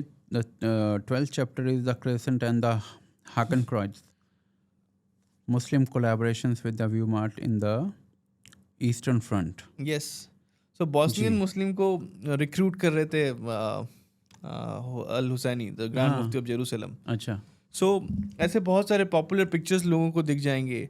और जो ये इंस्टेंस है, यहाँ पे वो फेस था जब रमदान सेलिब्रेशन में हिटलर के पिक्चर डाले जाते थे, उसको माला पहनाया जाता था और साइड में कलमा लिखा रहता था, कलमा and the Nazi symbol hakenkreuz एक साथ लगे हुए रहते थे। सो कलमा and the hakenkreuz. So we have pictographical evidences of it, और इनफैक्ट इमाम्स वगैरह डिप्यूट किए जाते थे, those who will take care of the prayers for the soldiers. So पूरी अपीजमेंट चलती थी नाजी आर्मी में, एंड उनके लिए स्पेशल प्रोविजंस बनाए जाते थे कि फ्राइडे को they can take the leave to offer the Friday prayer and all etcetera. So lot of leeway was given to the Muslim fighters. Okay, जबकि नाजी पार्टी, मतलब ये तो एक तरीके से आप ये देख सकते हैं जो so called positive Christianity and the Islam, इनके बीच में कोलैबोरेशन हो रहा है to annihilate the Jews. Right. जबकि आई रिमेंबर इन 1935 जो नाजी पार्टी थी उसने हिटलर का एक पोस्टर जारी किया था, उसमें Hitler is basically looking like Jesus Christ. Yes, उसी तरीके का एक पोस्टर उनका बना रखा था उसका, हिटलर का। And I mean this is really interesting कि किस तरीके से ये पूरा जो हिस्सा है हिस्ट्री का, ये किसी के सामने आज तक आया नहीं है, राइट? इसको व्हाई डू यू थिंक कि ये कभी किसी ने रेखांकित नहीं किया, इसको किसी ने अंडरलाइन नहीं किया है? ये एंगल मैंने कभी ज़्यादा नहीं सुना। वेस्टर्न वर्ल्ड पे इस पे थोड़ा काम हुआ था, जर्मन्स ने इस पे काम किया है, अच्छा। लेकिन अपार्ट फ्रॉम इट ज़्यादा कुछ काम नहीं है। Not much work has been done because लोगों का इंटरेस्ट ज़्यादा नाजीज़ में था, हिटलर में था, इस्लामोफासिज्म में नहीं था। सो इसी वजह से अगर आप इस्लामोफासिज्म की बात करेंगे तो आप इस्लामोफोब हो जाएंगे। एंड सो इंडिया में भी इसको टैबू की तरह रखा गया। इंडिया में तो शायद लोगों को पता भी नहीं था। इंडिया में लोग नहीं, मुझे भी नहीं पता था। इंडिया में लोगों को इसके बारे में बिल्कुल भी पढ़ा है इस विषय के बारे में तब भी मुझे हल्का फुल्का आइडिया हो सकता है, बट डिटेलिंग में नहीं पता था मुझे। और नाजिज़म का हमेशा कनेक्शन हिंदुत्व से दिखाया जाता था, फासिज्म का। और interestingly Veer Damodar Savarkar was the first Indian politician to recognise the Jewish homeland. अच्छा। Yes, he was the first Indian politician. अब देखिए क्या है कि जैसे हमने बात किया कि 1980s से ही पलायन जारी थे, आलियास हो रहे थे। 4 आलियास मेरे ख्याल से बड़े बड़े बताए जाते हैं। तो ये सबको पता है कि किस तरीके से जो अरब का वो रीजन था, या फिर जिसको आज हम इसराइल कहते हैं, उस पूरे रीजन के अंदर थोड़ा उपद्रव की स्थिति थी। और सेपरेटली यूरोप में क्या हो रहा था वो सबको पता है। बट इनके बीच में जो कोलैबोरेशन है, दिस इज़ रियली समथिंग जो एक सरप्राइजिंग सिचुएशन है। एंड आप तो मतलब इसको इस तरीके से आपने बोला है कि जो ग्रैंड मुफ्ती था वो उसने सजेस्ट किया। And right, he was way above the Nazis, I would say. बस उसके पास उतनी पावर नहीं थी। बस पावर नहीं थी, ही was more like a puppet, so puppet can't do much. Yes. चलिए, ये मैं दूसरी बुक के बारे में बात करना चाहूँगा। गाइस, ये बुक है, आप देख सकते हैं इसको। मैं इसका लिंक जो है आपको डिस्क्रिप्शन में दे रहा हूँ। इसको एक बार देखिए, पढ़िए, और मेरे ख्याल से फूड फॉर थॉट आपको ज़रूर मिलेगा। मैं आपकी दूसरी पुस्तक है ये भी, बिकॉज मेरा हिटलर में ज़्यादा इंटरेस्ट है क्योंकि मैंने उस पर थोड़ा सा काम किया है। आपके जितना तो मैं नहीं पढ़ता हूँ। And you are a historian. अभी एक और चीज़ मैं पूछना चाहता था आपसे। जैसे आपने बाबर, जब आपने फर्स्ट पार्ट लिखा था तो आपने you learned Farsi, right? You learned Farsi. अभी कुछ और लैंग्वेज सीखी है आपने? कोशिश कर रहा था मैं हिब्रू सीखने का, बट हो नहीं पाया। I am not been successful. Okay. लेकिन मैं अरेबिक सीखना चाह रहा हूँ। But how tough is it कि आप अब मान लीजिए आप कल को कोई और किसी विषय पर पुस्तक लिखते हैं, आप फिर एक लैंग्वेज सीखेंगे, मतलब दिस इज़ वेरी हार्ड। बाकी रोमिला थापर हैं या फिर कोई और हैं, वो तो बोल देते हैं हमें तो संस्कृत नहीं आती, हमें तो पर्शियन नहीं आती, हमें क्या दिक्कत है, हमें बाकी लोग ट्रांसलेट कर देते हैं। सो इसी वजह से मैं बहुत सारे ऐसे फैलेसीज कैच कर पाया बाबर में, जो मेरा ये मानना है कि राइट विंग के आंखों से भी वो चला गया। बिकॉज राइट विंग में भी नॉलेज की, लैंग्वेज की नॉलेज की कमी है, और इसीलिए बहुत सारी चीज़ें बाईपास हो गई। और लैंग्वेज जाने बिना आप उस समय के इतिहास के बारे में लिख नहीं सकते हैं। या तो आपको एक ट्रांसलेटर चाहिए, या तो आपको कोई ऐसा सपोर्ट चाहिए जो उस लैंग्वेज में आपको ट्रांसलेट करके दे सके। आप अगर ये सोच लें कि ट्रांसलेशन के इस्तेमाल करके आप उस इतिहास को कर सकते हैं, तो ये फैलेसी है। क्योंकि मैंने सेम डॉक्यूमेंट बाबरनामा के 5 अलग अलग ट्रांसलेशन में 5 सिचुएशन के लिए अलग अलग डिस्क्रिप्शन पाया है। और ये जो पूरा राम मंदिर का फियस्को था जो क्रिएट किया गया था, और in fact this book breaks that myth that Babur ने राम मंदिर डिस्ट्रॉय किया था। हालांकि मैंने बाबर को कहीं हीरो नहीं दिखाया, और इस बुक में तो मैं बिल्कुल ये इस्टेब्लिश कर देता हूँ कि बाबर दरुल इस्लाम इस्टेब्लिश करना चाहता था, विच इज़ वेरी क्लियर। दरुल इस्लाम का मतलब एक इस्लामिक स्टेट, एंड वो बहुत क्लियर है इस पॉइंट ऑफ व्यू से, और उसके इंस्क्रिप्शन से ये पता चलता है हमको। लेकिन I also found that Ram Mandir was not demolished by Babur. It was the lack of knowledge of the language, जो हमारे साइड से भी था, और लेफ्ट ने तो किया ही, which made us believe that Babur destroyed it. और उसके औरंगजेब ने destroy मीर बांकी नहीं, मीर बाकी ने भी नहीं किया था। मीर बांकी तो उसका ही बंदा था ना, बाबर का ही बंदा था उसकी तो मे बी दैट हम यहीं से मैं बता देता हूँ because we have started to speak about it. तो मीर बाकी ताशकंदी बोल के कोई कैरेक्टर एग्जिस्ट करता नहीं है। अच्छा, this a character called Mir बाकी, नॉट मीर बाकी ताशकंदी। अच्छा, और उसको जनरल बताते हैं लेकिन वो जनरल नहीं था जो मीर बाकी है। ओके। और जिस समय ये ब्लेम किया जाता है कि उसने अयोध्या पे जाकर के बाबर के इंस्ट्रक्शन पे डिस्ट्रक्शन किया था, उस वक्त मीर बाकी लखनऊ में बाबर के दूसरे रिबेल के साथ युद्ध लड़ रहा है, जो कि बिब्बन और बाइजाद बोल करके दो रिबेल हैं। तो लखनऊ में जब वो इस रिबेल से लड़ाई लड़ रहा है, उस समय वो अयोध्या में जाकर के मंदिर नहीं गिराएगा। दूसरी बात ये है कि ये पॉइंट ऑफ व्यू आता है कि बाबर उस वक्त बाबरनामा लिख नहीं रहा था या उसके फ्रैगमेंट मिसिंग है उस एरा के, तो इसलिए हम कह नहीं सकते कि उसने मंदिर गिराया कि नहीं। लेकिन इंटरेस्टिंगली उस दौर के बाद जब बाबरनामा लिख रहा है, उसमें उसने पहले के बनाए हुए मस्जिद के जिक्र करता है जो ढोलपुर और आगरा में है। अच्छा, उसका जिक्र करता है, तो अयोध्या का वो क्यों नहीं कर रहा है? उसके बाद जहांगीर बात करता है अपने ग्रेट ग्रैंडफादर के मस्जिदों का, वो धौलपुर और आगरा का जिक्र करता है, अयोध्या का नहीं करता है। अच्छा, हुमायूं नामा जो गुलबदन बेगम ने लिखा है, धौलपुर और आगरा नॉट अयोध्या। अबुल फजल, धौलपुर और आगरा नॉट अयोध्या।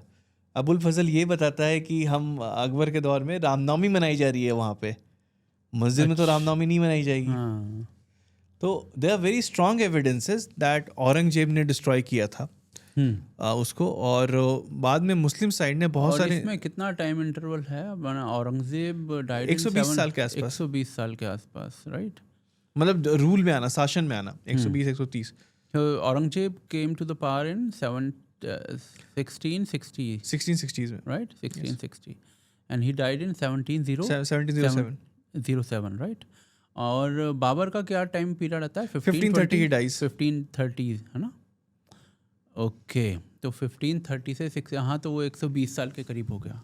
ओके, तो आप बेसिकली ये कह रहे हैं कि बाबर के टाइम में ये नहीं हुआ है, उसके करीब 120-25 साल बाद, because when Aurangzeb came to the power 1660s में, उसमें भी करीब 8-10 साल बाद ही स्टार्टेड हिज, जो उसने स्टार्ट किया था, जितने भी मंदिर हैं उसके 1650s में पावर में आ चुका है। 1650s में वो पावर में आ चुका है, हाँ। तो 1660s से उसका काम चालू हो चुका था। सारे मंदिरों के, जैसे अपना पुरी वाला हो गया, या फिर अपने कालका जी मंदिर हो गया, और अपना काशी विश्वनाथ हो गया, इनके सारे एविडेंसेस मिलते हैं, फरमान मिलते हैं प्रॉपर, है ना? तो अयोध्या के लिए भी है, अच्छा, जिसके बारे में जिक्र नहीं हुआ है। Wow, this is my God, ये पता नहीं मुझसे कैसे मिस हो गया है, बट दिस इज़ इंटरेस्टिंग कि आप इसके बारे में थोड़ा सा मुझे डिटेल में बताइए। सो जैसे जो सबसे पहली बार जब मस्जिद का जिक्र होता है वो टिफिन थैलर ने किया है, जो कि जेसुइट प्रिस्ट हैं। He has come to visit the British Jesuit, British probably, और French, I am not sure on that. Okay, so जब वो आते हैं and he talks about the mosque which is in the era of Aurangzeb. अच्छा, जब वो आते हैं और वो ये बताते हैं कि it's known that it has been destroyed by Aurangzeb and the mosque has come into the place. उसके पहले तक कभी भी मॉस्क का जिक्र नहीं होता है। There is not a single evidence whether Muslim और द ट्रैवलर, कोई अकाउंट नहीं है मॉस्क का। मॉस्क का पहली बार अकाउंट इस वक्त आता है और वो ये बताता है कि हमारे मेमोरी, लोगों के मेमोरी में ये है कि इस मंदिर को औरंगजेब ने गिराया है। और ये कौन से ईयर की बात कर रहे हो आप? लेट 17th सेंचुरी, मतलब 1680s वगैरह के आसपास। तो मतलब अभी 1660s में अगर ये कुछ हुआ है तो 1680s में उसने लिख दिया है। Yes, so most probably 1630s से, बिकॉज 1630s के पहले तक हम मंदिर पा रहे हैं। 1630 के बाद, मतलब 1660 के बाद हम पाते हैं कि वहाँ पे मस्जिद एग्जिस्ट कर रहा है। सो इसका मतलब ये है कि उसके पहले तक अगर मंदिर की बात हो रही है, मस्जिद की बात नहीं हो रही है, तो वो डिस्ट्रक्शन भी हुआ होगा, तो उसके बाद ही हुआ होगा। बुकानन एक सर्वेयर थे, ब्रिटिश सर्वेयर, और उन्होंने सर्वे किया साउथ इंडिया का, नॉर्थ का भी किया। वहाँ पे वो इसका जिक्र करते हैं दैट मंदिर को डिस्ट्रॉय किया है औरंगजेब ने, ऐसा लोग बोलते हैं, लेकिन मुझे लगता है बाबर ने किया है। अच्छा, मुझे लगता है बाबर ने किया है। सो इस तरह के एविडेंस। अब उसके बाद जो पहला इंस्क्रिप्शन जो मुस्लिम साइड क्या कर रही थी, वो एविडेंसेस फर्ज करके डाल रही थी। सो पहला इंस्क्रिप्शन जो आता है कोर्ट में 1877 वगैरह में पेश किया जाता है, तो पहला इंस्क्रिप्शन में सिर्फ लिखा हुआ है अल्लाह। बाद में एक दूसरा इंस्क्रिप्शन आता है, सीरीज ऑफ इंस्क्रिप्शन, तीन लाइन में, उसमें 3 लाइन में 2 अलग डेट हैं। एक डेट बताता है 1523, एक डेट बताता है 1530, और एक डेट बताता है 1528, जबकि destruction is alleged to be 1528। So inscription भी कंसिस्टेंट नहीं था। वहाँ पे बाबर का नाम भी गलत लिखा गया है, बाबर। और इनफैक्ट जब वो पूरे इंस्क्रिप्शन में, एक इंस्क्रिप्शन में बात की गई है पूरे लीनिएज की, तैमूर से लेकर के ये, तो तैमूर से लेकर के वो जा कर के औरंगजेब पे रुकती है। अगर ये बाबर के समय में इंस्क्रिप्शन हुई तो औरंगजेब की क्यों बात कर रही है? मेरा प्रॉब्लम ये है कि हमारे साइड से भी हिस्टोरियंस ने इस चीज़ को इग्नोर कर दिया, और maybe that we went with the flow, that Babur has to be the villain for this. हमने बाबर को विलेन बना दिया, क्या फ़र्क पड़ता है बाबर करे औरंगजेब, राइट? सो ये एक बहुत बड़ा मिस आउट था, और ये एक इम्पॉर्टेंट फाइंड है मेरे बुक के लिए। ओके, और ये चैप्टर कौन सा है आपके बुक में? बिल्कुल लास्ट में ये आता है, जब बिल्कुल लास्ट में आता है, बिल्कुल लास्ट में, जब मैं 3 चैप्टर्स लिखे हैं राम मंदिर के ऊपर। अच्छा, बिल्कुल लास्ट में आपने इस बात के बारे में बात की है। ओके, सो ये बेसिकली आपने, मतलब मैं इसमें ये पूछना चाहूँगा, आपने ये जो बुक है 2 पार्ट में क्यों की है? एक ही पर्सनालिटी के बारे में आपने बेसिकली उसका भारत में आने से पहले और भारत में आने के बाद, राइट? तो ये just because you had the sources and information जो थी वो ज़्यादा थी, जिसको आप कवर करना चाहते थे? एक तो वो रीज़न था, मैं चाहता था कि बुक थोड़ी पतली रहे। अच्छा, सो दैट ये वॉल्यूम में डिस्ट्रीब्यूट होके, still it is very thick as people say, लेकिन अगर दोनों कंबाइन होकर के आती तो काफ़ी मोटी किताब हो जाती। और this is the point of view that book थोड़ी पतली रहे तो बेटर है। और largely speaking Babur one is more about a very human perspective. Babur, जो हमने पिछले बार ही बात किया, he was a gay, we said it. We saw the women power in their household. मेरा ये मानना है कि women were very powerful in their household, because ये बाबर की माँ और दादी थी, जिसके वजह से एक गे इंसान भी went on to marry 7, he has 7 wives and concubines are there, and he has many children. He is a gay. So ये परिवर्तन भी फीमेल लेके आ पाई उस हाउस होल्ड में, एक गे को उन्होंने ये करवा दिया। So I see them as a very powerful personality in this whole household. And how मतलब उसके जीवन पर इस्लाम का क्या प्रभाव था? Because if sexually he was with guys or he was a gay, तो इस्लाम के तो बिल्कुल विरुद्ध है ये बात। हाँ, राइट। उसको इस इस्लाम के टेनेट के हिसाब से he should be killed, right, but it's always a matter of convenience for the emperors, always choose to what they want to do, right. और आप देखेंगे कि ऑलमोस्ट सारे emperors, many emperors were gay. अच्छा, yes, many emperors have been found to be gay. Wow. So ये part 1, part 2, part 3, okay. हाँ जी, तो मैं थोड़ा सा इसके बारे में जानना चाहूँगा। ये बहुत इम्पॉर्टेंट बैटल का जिक्र किया है इसमें आपने, बैटल ऑफ खानवा। इससे पहले बैटल ऑफ पानीपत इससे पहले हुई है ना? Yes, the battle of Panipat with Ibrahim Lodi, right. तो वो 2 मुसलमानों के बीच में हुई है। वो जिहाद नहीं है। हाँ, वो जिहाद नहीं है। वो जिहाद नहीं है। सो इसमें कई लोग बोलते हैं कि राणा सांगा ने लेटर लिखा, राइट, एंड उसको बुलाया, बाबर को बुलाया भारत के अंदर। पहला क्वेश्चन ये है कि इसमें कितना सच है? सो द एक इकलौता सोर्स जो ये बताता है कि राणा सांगा ने चिट्ठी लिखा था, वो बाबर नामा है, जो बाबर खुद कह रहा है। अच्छा, वो 2 लाइन में वो निपटा देता है। वो कहता है कि राणा सांगा ने मुझे काबुल में लोग को भेज करके चिट्ठी भिजवाई और बोला कि आप इधर से अटैक कीजिए, मैं उधर से अटैक करूँगा, दिस वाज अ स्ट्रैटेजी। लेकिन बाद में राणा सांगा आता नहीं है मेरी मदद करने के लिए, ही बिट्रेड मी। नाउ इसके लिए फिर मैंने और भी कंटेम्प्रेरी सोर्स ढूंढने की कोशिश की, और जो सोर्स मेरे पास निकल के आया मेवाड़ का संक्षिप्त इतिहास, तो राजपूत जो थे वो भी अपने इतिहास को लिखते थे बड़े अच्छे से। और मेवाड़ के संक्षिप्त इतिहास में मुझे ये पता चला कि जो पृष्ठ हैं या फिर जो पुरोहित हैं उस राजघराने के, वो ये बताते हैं कि बाबर ने राणा संग्राम सिंह से मदद मांगी थी। अच्छा, ये ऐसा नहीं था कि, क्योंकि अब ये समझो कि बाबर के पास ना उतनी विजय गाथाएं हैं अपने पास्ट की, राइट, वो तो खुद भागा हुआ भागा चल रहा था वगैरह से। और उस ऐसे राजा की आवश्यकता राणा संगा जैसे महान राजा को क्यों पड़ेगी जब उन्होंने इब्राहिम लोधी को ऑलरेडी हरा दिया है, लोधीस को ऑलरेडी हरा दिया है। चित्तौड़ से बढ़ा करके उन्होंने अपने एम्पायर को बहुत एक्सपैंड कर दिया, मालवा में उनका एम्पायर बढ़ गया है और बहुत सारे जगहों पे एम्पायर का एक्सपेंशन हो चुका है।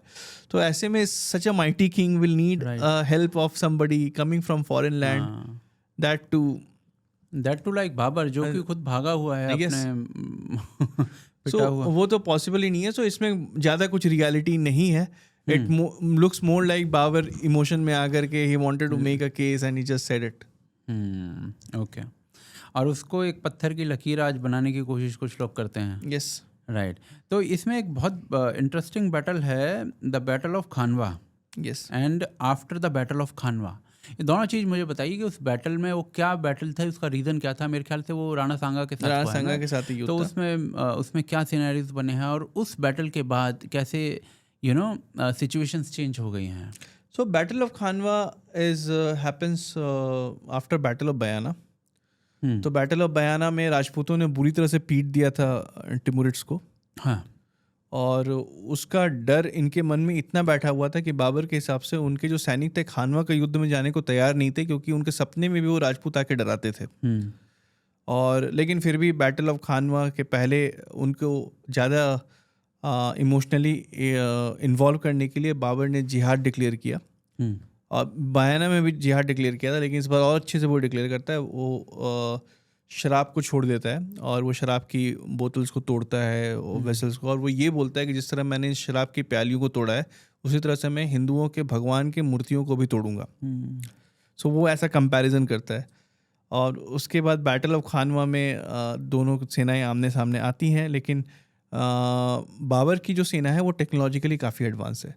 उनके पास एम्यूनेशन है, उनके पास तोपें हैं, जो उनके पास एक टर्क है जिसका नाम अली कुली है, जो उन चीज़ों को ऑपरेट करता है, और वो बहुत हेवी पड़ता है राणा संग्राम सिंह के ऊपर, जो इब्राहिम लोधी के ऊपर भी पड़ा था। और फाइनली राणा संग्राम सिंह लूजेस द बैटल। और कई हिस्टोरियंस का ये एनालिसिस है, जो प्रो राजपूत हिस्टोरियन है, कि राणा सांगा शायद थोड़े ओवर कॉन्फिडेंट हो गए थे, क्योंकि उनकी विजय गाथाएं काफ़ी दूर दूर तक फैली हुई थी, वो काफ़ी विजय पा रहे थे, तो शायद वो काफ़ी कॉम्प्लिसिट हो गए थे। ही वॉज नॉट प्रिपेयर्ड दैट इतना कुछ उनके ऊपर आ रहा है। और बाबर एक ऐसे सांप की तरह था जो इतनी बार चोट खा करके निकल के आ रहा था। आप इमेजिन कीजिए उसकी लाइफ की ट्रैजेक्टरी। 1494 में ही लूजेस हिज फादर 11 साल की उम्र में, और वो अपने रिश्तेदारों से लड़ रहा है। उसके बाद शाइबानी खान से लड़े जा रहा है, उज्बेक से। वहाँ से भागता भागता वो काबुल पहुँचता है। तो इन 30-35 साल के दौरान उसकी लाइफ की ट्रैजेक्टरी बहुत आगे बढ़ी है। उसने बहुत कुछ सीखा है अपने हार से। लेकिन यहाँ एक ऐसे राजा थे जिन्होंने कभी हार को देखा नहीं है। तो it was more of over confidence which made Rana संग्राम सिंह लूज द बैटल। और उसके बाद बैटल ऑफ खानवा के बाद ये स्कल टावर्स बनाए जाते हैं, and Babur calls it out that काफिरों के सिर का हमने मीनार बनाया है, and he points it out very clearly.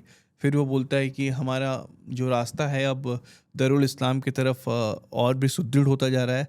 और उसके बाद जो बैटल ऑफ चंदेरी होगा, सो बैटल ऑफ चंदेरी में एक जौहर कमिट होता है, और राणा संग्राम सिंह अब एग्जिस्ट नहीं कर रहे हैं, और यहाँ पे मेदिनी राव लीड कर रहा है, जो कि कॉन्फिडेंट है राणा संग्राम सिंह का। और उस युद्ध में भी राजपूत मात खा जाते हैं। और इसके साथ साथ एक बहुत बड़ा जौहर होता है, और उस जौहर के बाद फिर से स्कल टावर्स बनाया जाता है बाबर के द्वारा। और वहाँ पे बाबर डिक्लेयर करता है कि अब दरुल हर्ब ख़त्म हो चुका है, मतलब non Islamic state is over and it is a time of दरुल इस्लाम टू अराइज। सो ये जो पूरा सीक्वेंस है, battle of Panipat, battle of Bayana, battle of Khanwa और बैटल ऑफ चंदेरी, ये मिल करके एक एम्पायर के एस्टैब्लिशमेंट के लिए सारा रास्ता पूरी तरह से क्लियर कर देती है। ओके और बाकी ये जो स्कल टावर वाली आप बात कर रहे हो ये आई थिंक अब हमारी एनसीईआरटी की बुक्स में भी यस मेंशन किया गया है. What do you think about it? It's good, एक अच्छा पहल है, लेकिन हमको और भी डिटेल में जाना पड़ेगा, क्योंकि आज ही मैं एक पॉडकास्ट में ये बात कर रहा था कि सबसे बड़ी प्रॉब्लम क्या है कि हम इतिहास को बाकी सब्जेक्ट की तरह ही पढ़ाने की कोशिश करते हैं, और कुछ सब्जेक्ट ऐसे होते हैं जिसके रिसर्च के लिए, जिसके पढ़ाई के लिए काफ़ी समय लगेगा. आप उनको इतनी लाइटली नहीं पढ़ा सकते हैं. It has to have more intensity, it has to have more depth. आपको इतना रिगरस उस कोर्स को बनाना है ताकि लोगों को समझ में आ सके कि रिसर्च का महत्व क्या है. अभी सब कुछ everything comes on the platter. मैं समझ रहा हूँ कि कोर्स करेक्शन हो रहा है, हम एक सही डायरेक्शन में जा रहे हैं जब हम आक्रांताओं को आक्रांता की तरह दिखाने की कोशिश कर रहे हैं, लेकिन ये इंटेंट सही है, लेकिन अभी भी हमने एम्यूनिशन उतना नहीं ऐड किया है. मतलब बेसिकली और सेइंग के जो जैसे फॉर एग्जांपल जो भी चैप्टर है उसके अंदर इंटेंसिटी और ज़्यादा होनी चाहिए, इंटेंसिटी ज़्यादा, सोर्सेज के बारे में बात होनी चाहिए. ओके ताकि लोग ये समझ सकें कि सोर्स का क्या महत्व है. करते जा रहे हैं उस चीज़ को. वो ये बोलते हैं कि जो बच्चों के लिए प्रेशर है वो बहुत ज़्यादा हो जाता है. सो एक तरह से मैं सरकार को ये अप्रिशिएट कर रहा हूँ कि वो ये कोर्स करेक्शन कर रहे हैं, but falling as a weapon to this wokeism is not going to help.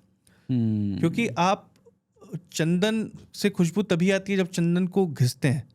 ऐसी बहुत सारी कहावतें हैं. जैसे आभास भाई जो हैं वो कर्नाटका से बिलोंग करते हैं और वो वहाँ पर चंदन बहुत होता है, राइट? सो चंदन को आप जब घिसते हैं तभी उससे खुशबू आती है. और उसके साथ साथ ऐसे बहुत सारे मुहावरे जो आपको ये बताते हैं कि घिसे बिना कोई चीज़ें होती नहीं है, राइट? तो ऐसे में अगर हमने स्टूडेंट्स को इतना लीवे दे दिया, सब चीज़ें अगर इतनी आसान बना दी, तो उनको सब्जेक्ट की सीरियसनेस भी नहीं समझ में आएगी. राइट, आप सही कह रहे हो. On that note guys, this is the book Babur the quest for Hindustan. ये बुक जो है इसका लिंक पे मैं आपको डिस्क्रिप्शन में दे रहा हूँ. इन दोनों पुस्तकों को ज़रूर पढ़िएगा. उसका रीज़न मैं आपको बताता हूँ कि एक व्यक्ति है जिन्होंने अपनी रिसर्च के लिए एक भाषा को सीख लिया. समझ रहे हैं आप? एक नई भाषा को सीखना, एक पुस्तक लिखने के लिए कितना टफ काम होता होगा. तो जब कोई व्यक्ति इतनी मेहनत करता है तो जो उसका परिणाम होता है ना, बुक के रूप में जो लिखा जाता है, वो भी बहुत मीठा होता है. मैंने इनकी पहली पुस्तक जो है वो पढ़ी है, और बाकी जो दोनों पुस्तकें हैं, मैंने हिटलर पे मैंने खुद भी थोड़ा बहुत रिसर्च जितना मैं कर पाया था मैंने किया था. तो मैं इस पुस्तक के बारे में थोड़ा बहुत जानता हूँ, और ये मैं जल्दी ही पढ़ने वाला हूँ, Babur the quest for Hindustan. तो आप भी इसको पढ़िए, और I think it will help all of us. Yes, for sure. It is food for thought. और आप मज़े करिए यार. आवाज़ भाई कुछ कहना चाहेंगे? आप बोलिए. नहीं, बस मैं यही कहना चाहूँगा कि इतिहास में लोगों की रुचि और बढ़नी चाहिए. क्योंकि मैं तो एक आर्किटेक्ट हूँ, I am a person of science and maths and numbers, but उसके बावजूद भी मैं इतिहास में इंटरेस्ट दिखा रहा हूँ, क्योंकि मुझे ये समझ में आ गया है कि अगर आपकी इतिहास गलत हो जाती है, अगर आपको इतिहास गलत पढ़ा दिया जाता है, तो आप पूरी तरह से आपकी फ्यूचर डूम्ड हो जाती है, और you become more like a slaves to the colonial mindset. और उससे अगर हमको निकलना है तो इतिहास समझना पड़ेगा. जी, चलिए, on that note thank you very much आवास भाई, आप हमारे साथ आए, आप हमारे साथ ये बुक्स आपने शेयर की हैं, and thank you very much for coming. Thank you. Okay.